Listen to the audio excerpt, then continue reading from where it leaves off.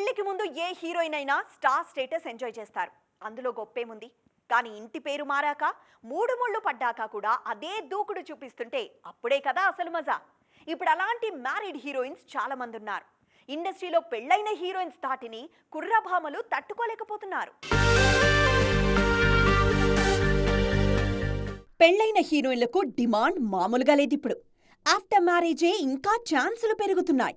Tollywood to Bollywood అదే trend. నయనతారనే తీసుకోండి. పెళ్లికి ముందు కంటే ఇప్పుడే నయన్కు డిమాండ్ ఎక్కువ. జవాన్లో నటించాక సినిమాకు 18 కోట్ల వరకు డిమాండ్ చేస్తున్నారు.